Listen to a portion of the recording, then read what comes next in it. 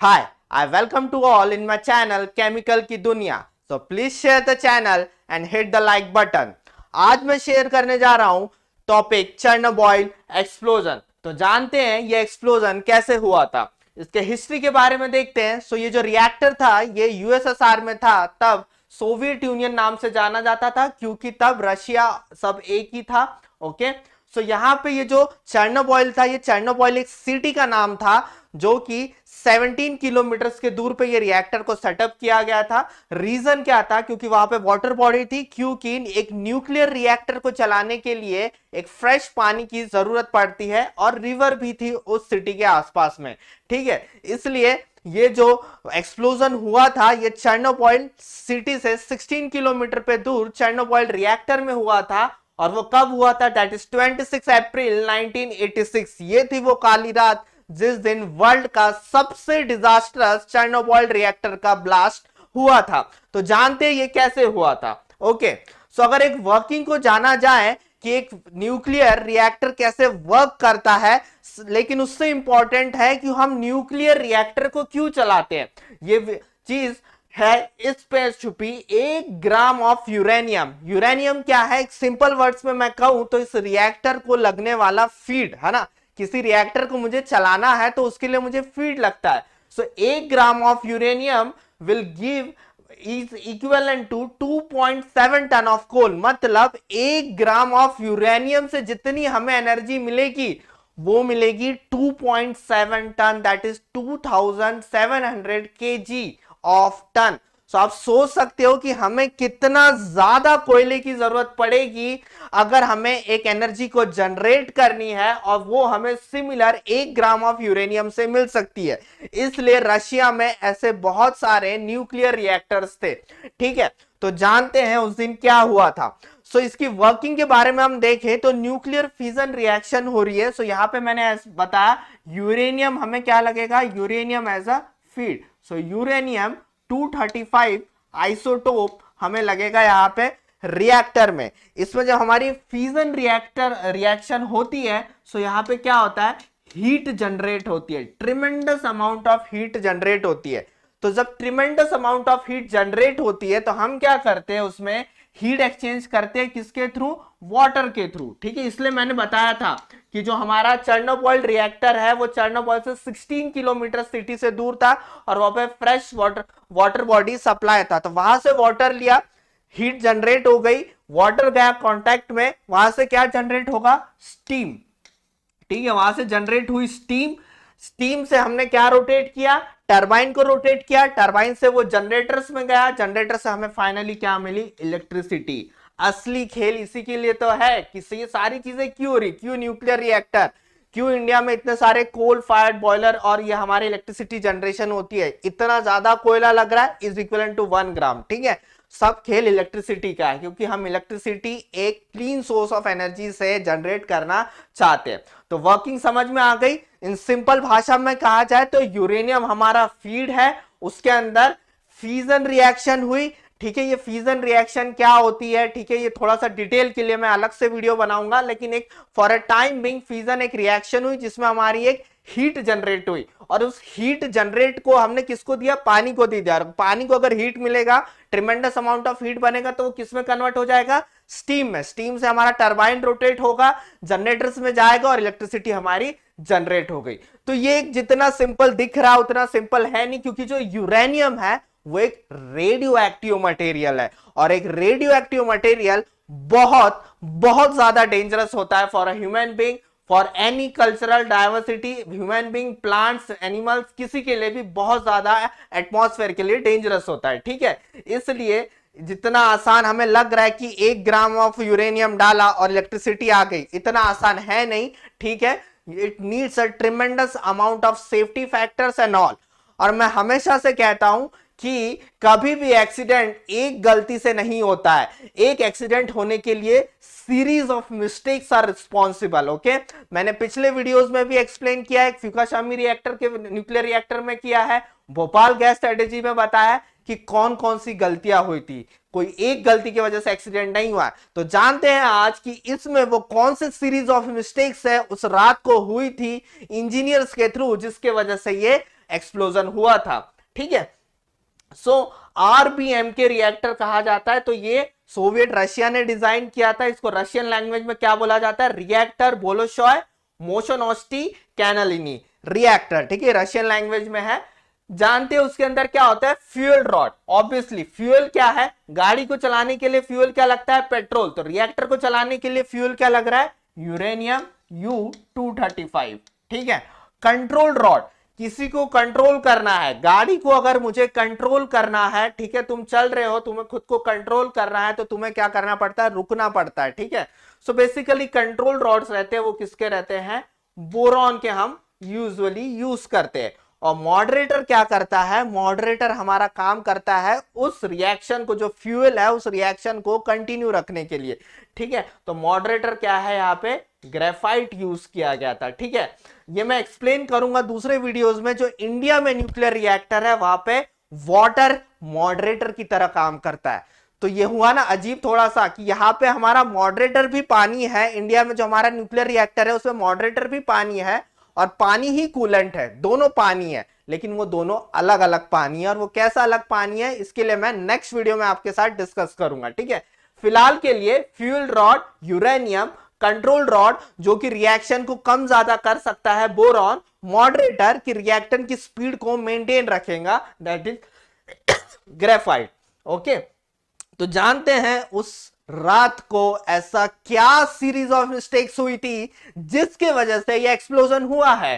ठीक है, तो ये ग्राफ एक है कि इतनी अमाउंट ऑफ एनर्जी हम जनरेट कर रहे हैं, उसको मैंने एक न्यूमेरिकल वैल्यू दे दिया। ठीक है, उस रात को क्या हुआ था? बेसिकली 26 तारीख को ये एक्सप्लोजन हुआ था, लेकिन जो गलतियों की शुरुआत थी वो 25 तारीख से होती है। ठीक है, 25 तारीख से ये एक्सपेरिमेंट चलता है बेसिकली, और ये 2 मिनट का एक्सपेरिमेंट था। बेसिकली 2 मिनट प्रूव करने थे, उसके लिए ये एक्सप्लोजन हुआ। सो 2 मिनट में ना आज तक मैगी बनी है, और इस 2 मिनट के लिए इतना बड़ा एक्सप्लोजन हुआ है।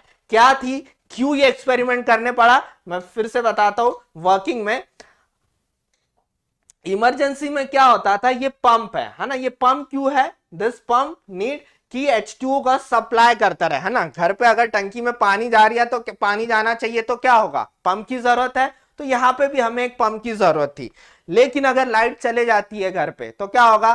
पानी की टंकी नहीं भरेगी। लेकिन यहाँ पे न्यूक्लियर फिजन में एक tremendous amount of heat energy रहती है। तो ये जो H2O का सप्लाई है, ये कंटिन्यू रहना चाहिए। ठीक है, ये H2O का सप्लाई कंटिन्यू रहना चाहिए। अगर लाइट चली जाती है, obviously they have a backup, उनके पास बैकअप था जनरेटर्स का। ठीक है, लेकिन डीजल जनरेटर्स का बैकअप था, लेकिन उन डीजल जनरेटर्स को चालू होने के लिए कितना टाइम लगता था? 2 मिनट का टाइम लगता था। तो वहां के साइंटिस्ट ने सोचा, क्यों ना उस 2 मिनट में भी हमें H2O तो चाहिए, क्योंकि रिएक्टर का टेम्परेचर बढ़ जाएगा उस ड्यूरेशन में। सो उस 2 मिनट के गैप को फुलफिल करने के लिए वो सोचते हैं, क्योंकि इस रिएक्टर के अंदर तो हीट है, तो ये जो स्टीम जनरेट हो रही है, इस स्टीम से ही हम इलेक्ट्रिसिटी जनरेट कर लेते हैं अपने 2 मिनट के लिए। और उस 2 मिनट से हम इस पंप को चालू रखेंगे, और 2 मिनट के बाद तो डीजल जनरेटर चालू होने ही वाला है। तो इस सब चीज के लिए ये रिएक्शन एक्सपेरिमेंट चल रहा था। सो ये जो रिएक्शन, ये जो एक्सपेरिमेंट था, ये चालू हो चुका था 25 की रात को। ठीक है, एक्सप्लोजन कब हुआ? 26 की रात को। ठीक है, तो 25 की रात को ये चालू हो चुका था एक्सपेरिमेंट। ठीक है, सो जब ये एक्सपेरिमेंट चालू हुआ तो उनको सक्सेस नहीं मिल रहा। तो obviously there is not only one thing, है ना। हमें फ्यूल रॉड्स को हमें फ्यूल को कंट्रोल करना है, हमें मॉडरेटर को कंट्रोल करना है, हमें कंट्रोल रॉड्स को कंट्रोल करना है। सो तीनों का एक परफेक्ट कॉम्बिनेशन चाहिए था, जिससे वो 2 मिनट का जो गैप था वो फुलफिल हो पाए। ठीक है, अब 25 को ये एक्सपेरिमेंट हमारा सक्सेसफुल नहीं होता है। वहां पे जो इंजीनियर्स थे, उनका जो ये सक्सेसफुल नहीं होता है। अब वही इंजीनियर्स 26 तक काम करते रहते हैं। सो पहली गलती, इतना बड़ा रिएक्टर वो लोग हैंडल कर रहे थे, so they don't have a proper sleep, है ना। नींद बहुत जरूरी है, कंसंट्रेशन बहुत जरूरी है। ठीक है, तो they having a lack of concentration. Lack of concentration की वजह से क्या होता है कि हम एक काम को परफेक्ट नहीं कर पाते।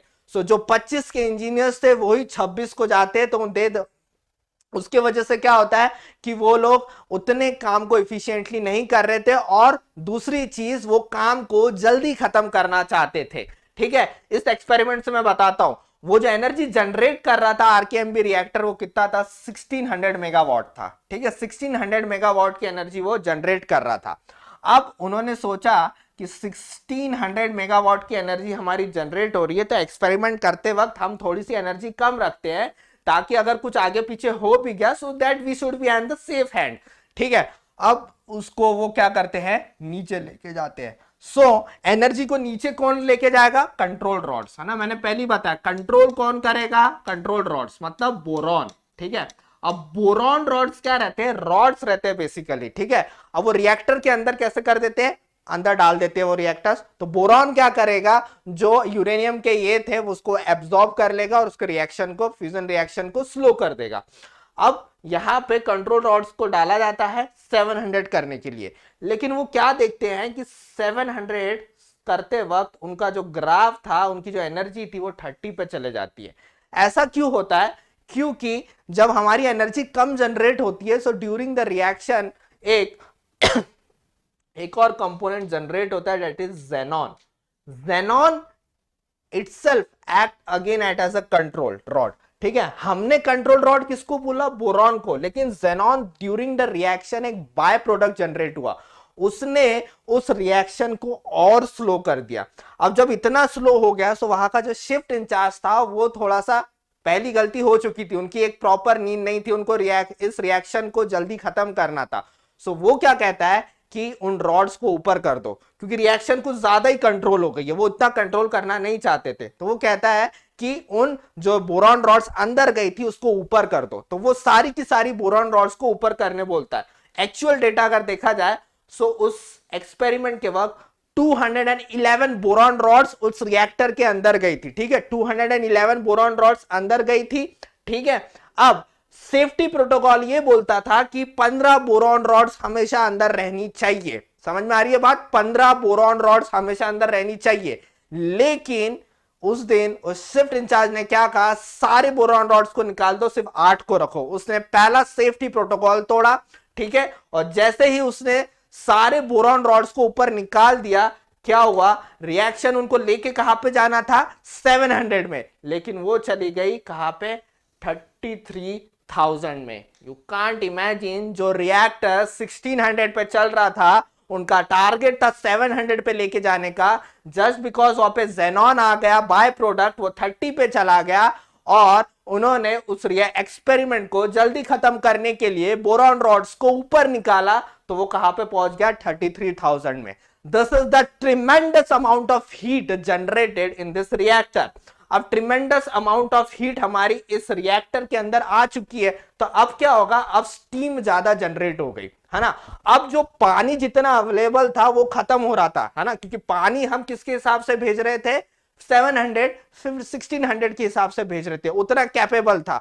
यू जस्ट इमेजिन, 1600 से 33,000, डबल ट्रिपल 400, कितने बहुत ज्यादा टाइम से वो बढ़ गया। तो अब क्या हुआ, इसका रिएक्टर का टेम्परेचर बहुत ज्यादा ट्रिमेंडसली इंक्रीज हो गया। पहली गलती क्या थी, प्रॉपर नींद नहीं हुई थी। दूसरी गलती क्या हुई, उन्होंने सेफ्टी प्रोटोकॉल्स को फॉलो नहीं किया। ठीक है, सेफ्टी प्रोटोकॉल्स को फॉलो नहीं किया, और उस ट्रिमेंडस हीट जनरेशन की वजह से जब वो 33,000 मेगावाट पे गया, जो रिएक्टर वो यूज कर रहे थे वो एक्सप्लोड हो गया था। And this is the first time in the history of world कि एक न्यूक्लियर रिएक्टर एक्सप्लोड हुआ था।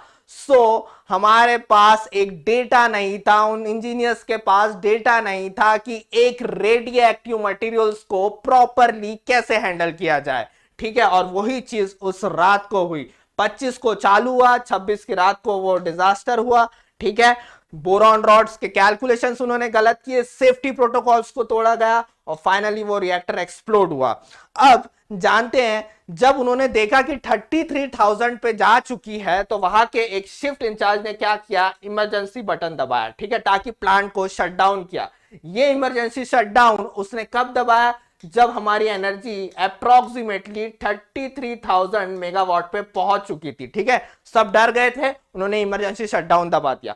अब इमरजेंसी शटडाउन दबा दिया, सो 211 211 रॉड सारे के सारे अंदर जाने लगे। अब होना ये चाहिए था, जब हम सारे बोरॉन रॉड्स अंदर जा रहे हैं तो होना ये चाहिए था कि उस रिएक्शन को स्लो डाउन हो जाना चाहिए था, ठीक है, उस रिएक्शन को स्लो डाउन होना चाहिए था। लेकिन उन रॉड्स के नीचे ग्रेफाइट लगा था, ये वहां के इंजीनियर्स को पता ही नहीं था, ठीक है। उन रॉड्स के बॉटम में ग्रेफाइट लगा था, इनको पता ही नहीं था, ठीक है, उनके इंजीनियर्स को। और ग्रेफाइट क्या था? मॉडरेटर, जो कि रिएक्शन को चालू रखता है। मतलब पहले ही एनर्जी कहां पे पहुंच चुकी थी? 33,000 में, और वहां पे बॉटम में ऑब्वियस सी बात है, जब रॉड जाएगा अंदर, ठीक है, रॉड जब अंदर जाएगा तो इसके टिप पे क्या है? टिप पे सबसे पहले ग्रेफाइट है। Graphite is responsible for the continuing the reaction. तो उसने रिएक्शन को इतना ज्यादा ट्रिमेंडसली कंटिन्यूस कर दिया, रिएक्टर ब्लास्ट हो गया। 33,000 के आसपास में रिएक्टर ब्लास्ट हो गया। और जैसे ही रिएक्टर ब्लास्ट होता है, ठीक है, जैसे ही रिएक्टर ब्लास्ट होता है, पूरा 192 tons of uranium fuel is exposed in the atmosphere, and this is the most disastrous thing. Okay, इतना रेडियो एक्टिव मटेरियल, ठीक है। पहली गलती, नींद बराबर नहीं हुई। दूसरी गलती, सेफ्टी प्रोटोकॉल तोड़ा गया बोरॉन रॉड्स का। तीसरी गलती, उनको पता ही नहीं था कि नीचे ग्रेफाइट है, ठीक है, इसलिए इंडिया में ग्रेफाइट नहीं होता है यहाँ पे मॉडरेटर के रूप में। इंडिया में हैवी वाटर को यूज किया जाता है मॉडरेटर के रूप में, ठीक है। तो वो क्या फर्क है, कैसे ग्रेफाइट को रिप्लेस करके हैवी वाटर आया, ये मैं आपको नेक्स्ट वीडियो में बताऊंगा, ठीक है। तो एट दिस पॉइंट तक क्या हो चुका है? इतना सबको समझ में आ चुका है कि एक्सप्लोजन हो चुका है, एक्सप्लोजन के रीजंस क्या है, ठीक है, इतना सब कुछ हुआ। उसके बाद अब हुआ क्या? इतना ज्यादा tremendous water, tremendous heat energy चल रही थी। सो सबसे पहली चीज जो सबसे डेंजरस थी कि बॉटम में पानी था, है ना। बॉटम में क्या था? जो मैंने बताया था, पानी को लेके वो लोग रिएक्टर में डाल रहे थे।